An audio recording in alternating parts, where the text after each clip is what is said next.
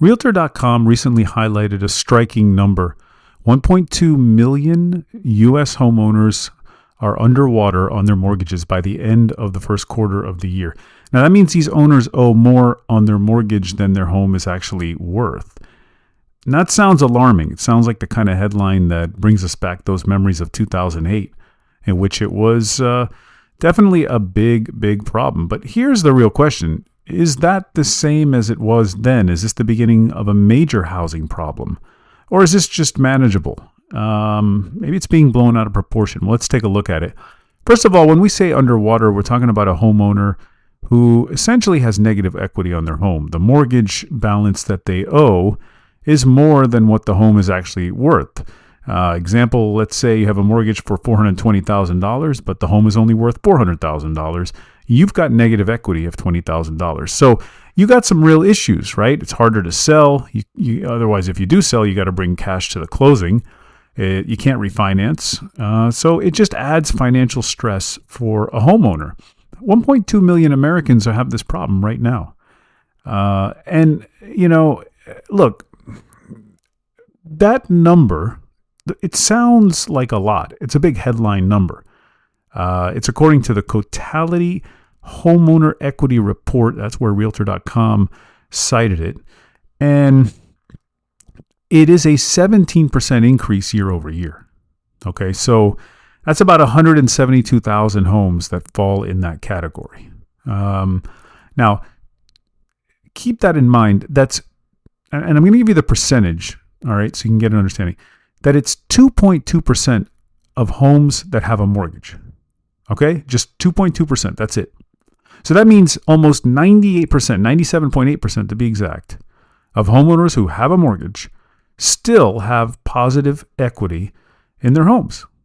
Okay, so wow, 1.2 million sounds like a lot. But when you break it down percentage-wise, it's not that big a deal, right?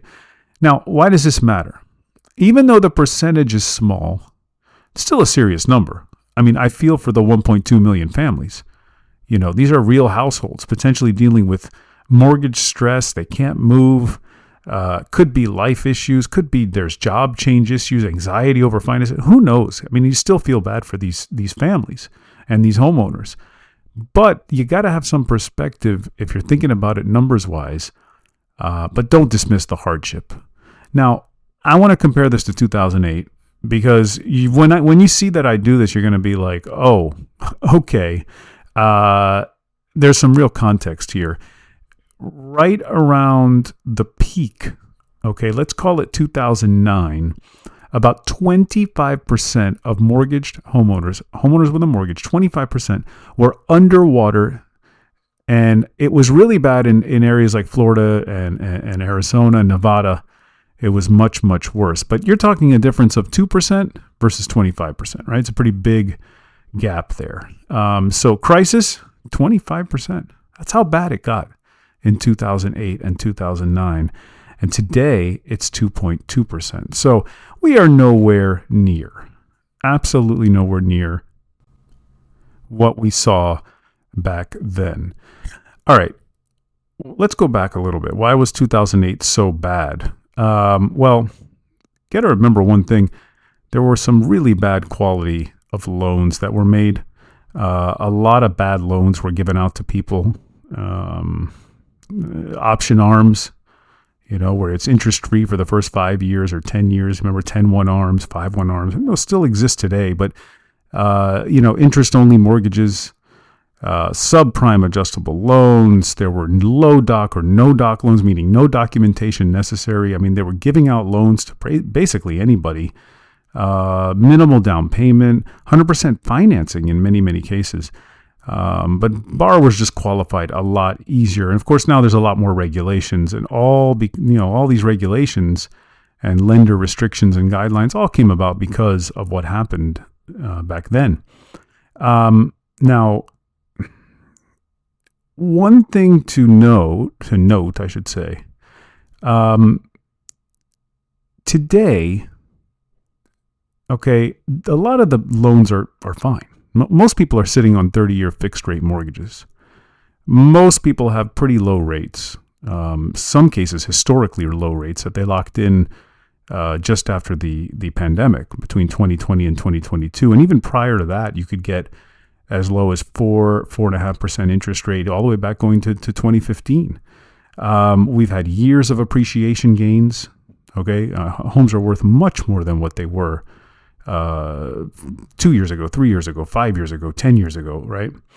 And I think that when all sort of the better practices by lenders started to take place, tighter underwriting standards, it certainly helped. There's not a lot of people out there that are with situations where they received loans they should have never had in the first place.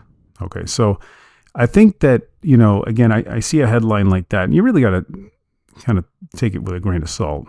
Now, I'm not going to say that the concerning part is that it's up 14% from last year, that number. Okay, so 1.2 million homes, that is an increase from last year. So the question is, do we see more of that? Will it increase more? Or will we just kind of level off here? All right, well, here's what I think. If we continue to rise from here, meaning more and more folks get underwater with their mortgages, then it means this is what's going to have to happen. We're going to have to see more home price declines, higher for longer rates. We got to see rising inventory, potentially a recession, maybe job losses, investors pulling back, maybe not buying as much, insurance rising, taxes continue to go up, HOA continue to rise. Those are some of the things that would make me think, this could get worse. On the other hand, what about the other side, right? What if it just stabilizes and the numbers don't get worse? So in that scenario, I could see prices just kind of holding flat, okay, or even going up. The labor market would be strong, meaning jobs continue to be strong, low unemployment rate. Housing supply stays somewhat limited. I know in 2008, there was a serious oversupply of housing, and a lot of owners just don't want to give up on their low mortgage rates. I think that when you consider everything we just talked about, my honest conclusion in all of this is this just more looks like to me like a slow moving sort of story than a sudden collapse. Of course, I outlined what could change that, but for now, most homeowners have really good equity. In fact, almost 98%. Most owners have really strong 30-year fixed rates, much stronger loan quality than back in 2008. So, it looks like a scary headline, right? And 1.2 million families underwater, homeowners, that's serious, but it's nothing like 2008. The real story is whether this stays contained or becomes the early warning sign that maybe we ignored. That is it for me today. Thank you so much for listening to today's show. And as always, if you have questions or need specific advice, ideas, or just some help regarding your particular real estate needs or situation, or if you're just looking to buy or sell real estate in Florida, well then DM me on Instagram at The Salib Group, or just send me an email to mark@thesalibgroup.com. Don't forget to leave a rating for the show, follow, subscribe, help others find the show, and be informed and educated about the real estate market just like you. Until next time.